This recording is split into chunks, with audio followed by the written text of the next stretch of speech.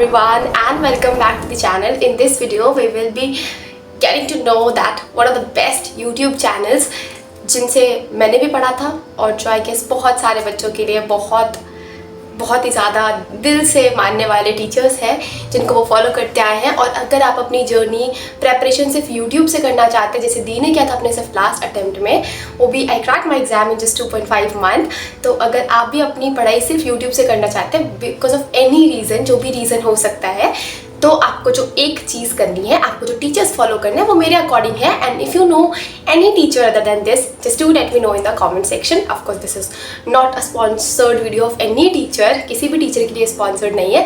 This are my favourite और the teachers I have studied from. और मुझे लगता है कि इनसे अच्छा अगर आपको कोई टीचर पता है तो just do let me know in the comment section, ताकि जितने भी बाकी बच्चे हैं उनकी भी हेल्प हो सके। So let's discuss. सबसे पहले अगर हम बात करें तो स्टार्ट करते हैं तुम्हारे मेरे सबके फेवरेट सब्जेक्ट से। और इससे पहले रिमेंबर कि मैं डिस्कस करूँगी कि दी हमको क्वेश्चन प्रैक्टिस कहाँ से करना है और हमको रिवीजन कैसे करना है और सेल्फ स्टडी कैसे करना है, ये भी करेंगे। पर छोटे से स्लॉट में पहले डिस्कस करते हैं सारे टीचर्स के बारे में, ठीक है।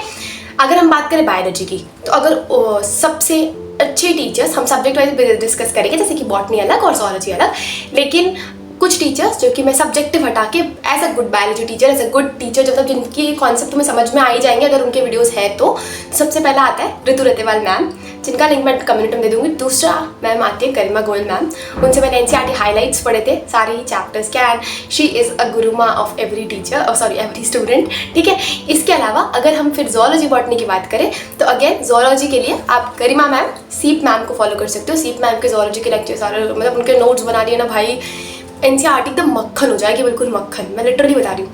एनसीईआरटी नोट्स बनाने हैं तो सीप मैम के नोट्स बना सकते हो, अगर एनसीईआरटी हाइलाइट्स देखनी है तो गरिमा मैम के देख सकते हो, ठीक है।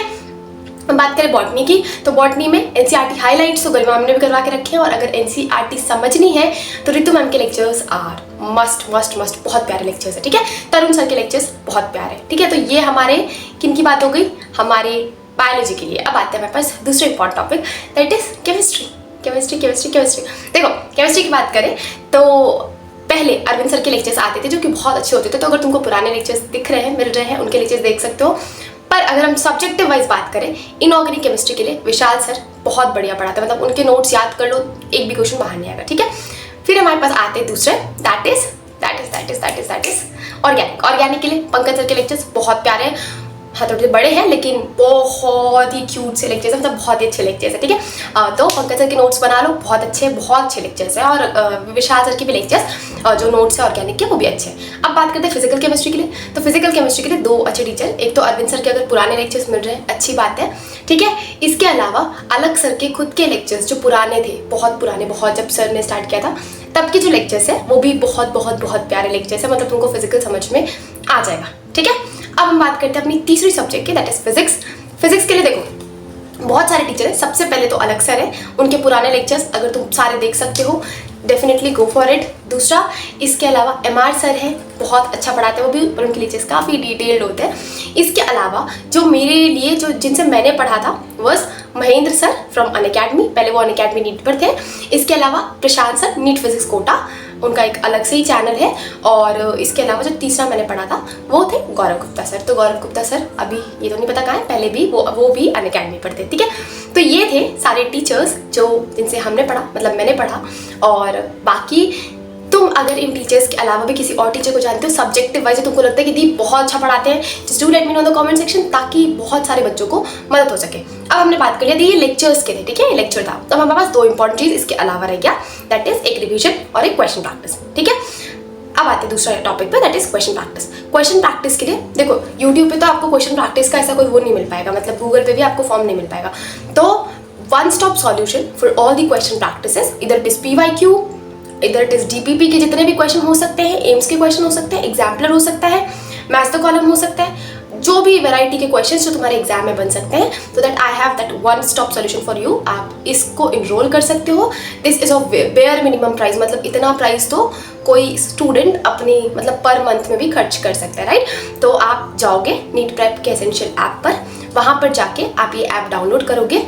इस ऐप की सबसे खासियत चीज़ ये है कि आप जैसे ही खोलोगे आप पेज नंबर वाइज उसमें चैप्टर वाइज, मतलब चैप्टर वाइज तो अलग, उसके अंदर भी पेज नंबर वाइज हमारे पास क्वेश्चंस है, मतलब कि दी पेज नंबर 15 पेज जितने मैंने टॉपिक पढ़े इन पेजेस में से क्या क्या क्वेश्चन बन सकते हैं। अब आपने क्वेश्चंस देखे, मे बी हो सकता है कि आपने क्वेश्चन सही कर दिया, आपका कॉन्सेप्ट सही है।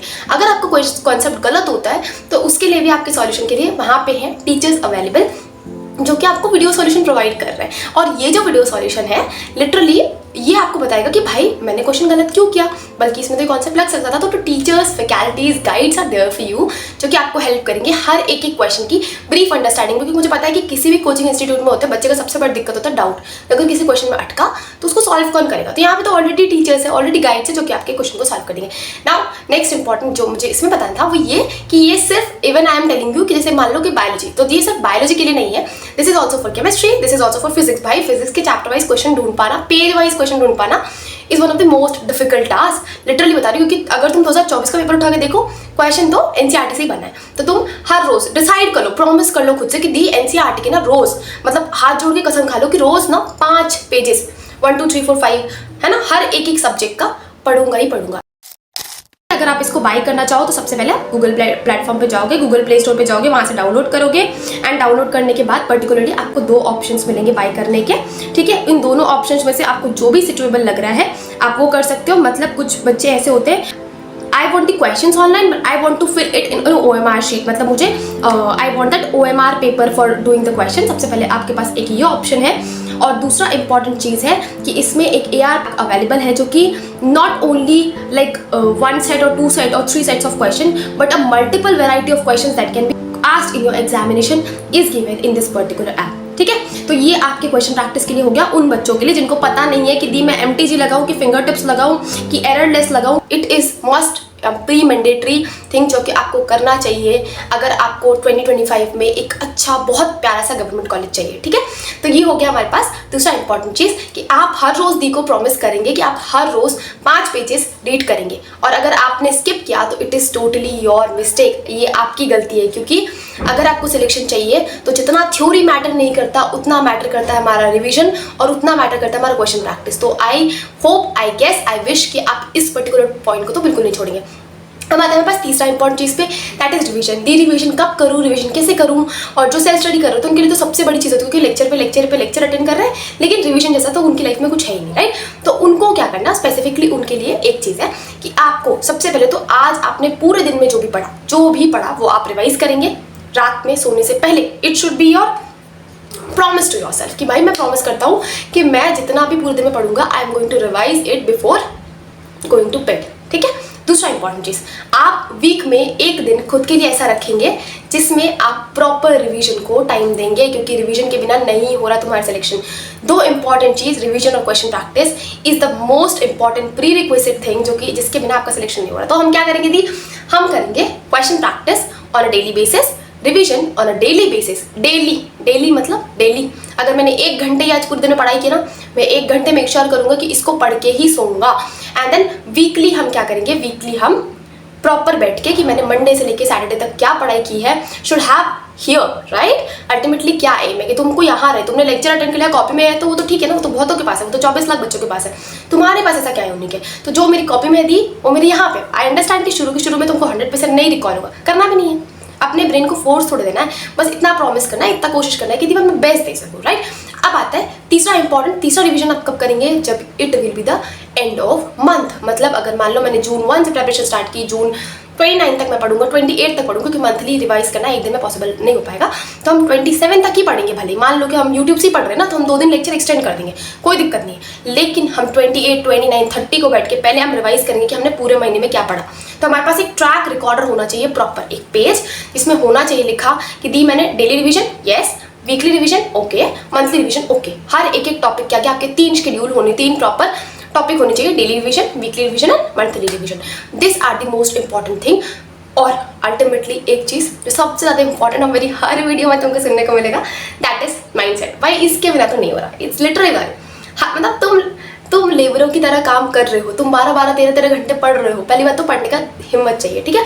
और शुरू से मत पढ़ो, मतलब अगर तुम्हारी बिल्कुल आदत छूट गई है कि मैं 12 घंटे अभी नहीं पढ़ रहा था 1 महीने से, तो अब तुम 12 घंटे स्टार्ट नहीं करोगे। तुम स्टार्ट कैसे करोगे, स्टार्ट करोगे from 4 hours 5 hours, max to max 5 hours पढ़ना शुरू करो। वो भी क्या करोगे, तुम कोशिश करोगे कि दी हम हर, मतलब देखो क्या होता है ना, तुम फेल कैसे हो रहे हो पता है, तुम फेल ऐसे हो रहे हो कि तुम डिसाइड करो कि दी आज से ना मैं बिल्कुल जी जान लगा के पढ़ रहा हूँ, आज से तो मैं बिल्कुल 12-12 घंटे 14-14 घंटे पढ़ूंगा। ये नहीं करना है हमको। क्या करना है, हमको डिसाइड करना है कि दी हम एक हफ्ते में अगर 7 दिन है तो मैं कोशिश करूंगी कि मैं अपने 5 दिनों को, जिसमें मैं 6 आवर्स पर डे का शेड्यूल या पर डे का लेक्चर या ये लगा सकूँ उनके लिए जो यूट्यूब से प्रेपरेशन कर रहा है, राइट। तो ये तुम्हारे लिए अल्टीमेटली हेल्प करेगी, क्योंकि तुमने अगर सोच लिया कि दी 7 के 7 दिन पढ़ूंगा, 12-12 घंटे पढ़ूंगा, फेल हो जाओगे, बहुत बुरी तरह से फेल हो जाओगे, और वो जो फेलियर होगा उसका कोई रिप्लेसमेंट नहीं है, पहली चीज़। और दूसरा इंपॉर्टेंट चीज़ कि तुम्हारा दोबारा करेज खड़े होने का वो नहीं हो पाएगा। तो I guess this makes a very clear thing to you.